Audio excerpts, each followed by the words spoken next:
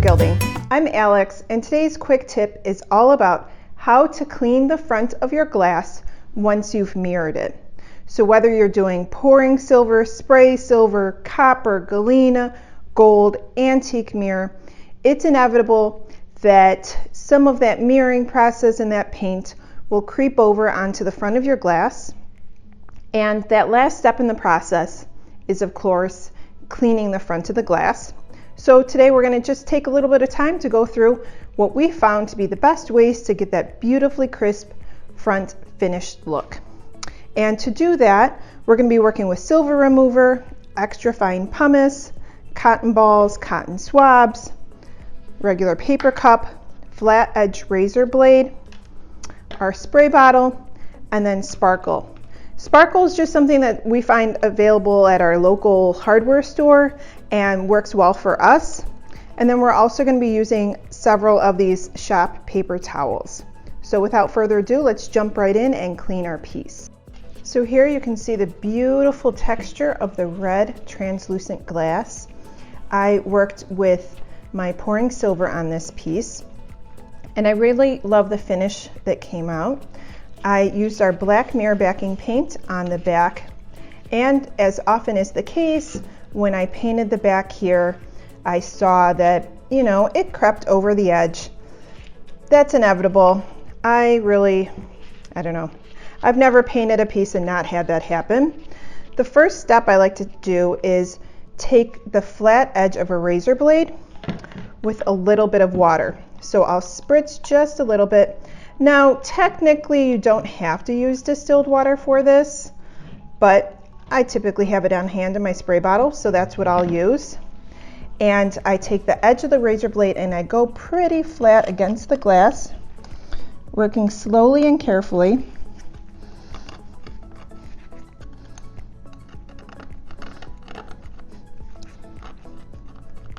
Getting what I can off of the glass.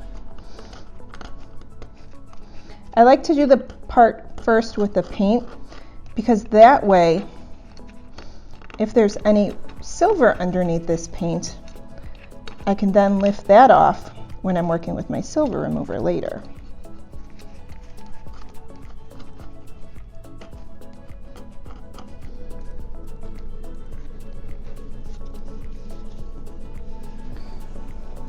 I'm feeling here with my glove to check if there's any residual paint. I can feel if there's any paint surface left. I think I'm good there. Now I'm going to move on to the silver. So with silver remover, you just approximate equal portions. So I don't need to measure this step.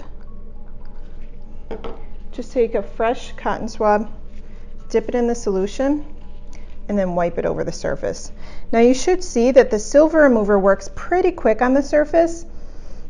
The silver on the opposite side, this front side, is not going to be very well bonded because of course it wasn't very intentionally deposited on this side. It wasn't very well placed because the tin, of course, wasn't very well put on there. Okay, that made really quick work. You can see that was really well done. I've got one area here where the paint is just being kind of pesky, and so I'm going to actually make a little bit of a paste of my silver remover and my pumice and work the two together. And so in order to do that, I'm going to go directly on the glass with the silver remover and the pumice.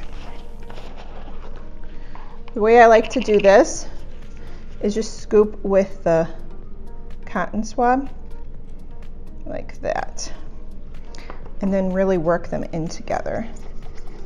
And that little bit of abrasion is going to help me to lift the paint off the surface and any kind of stubborn silver that's on there without scratching the glass. And that came up really nice for me there. Wipe it away, and there we go. Do a little bit of a rinse down with my water.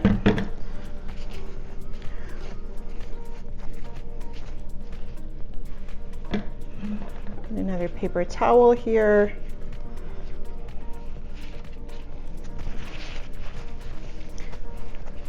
Now here's a quick and really handy tip. You'll see that kind of this haze that's developing here. I find this happens no matter what kind of cleaner you use. And so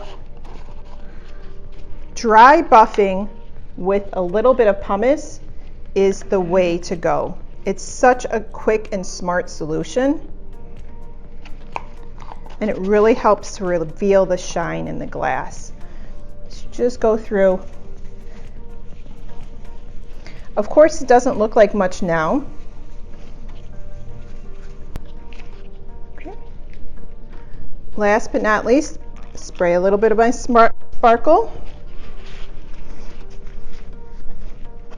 and wipe it down.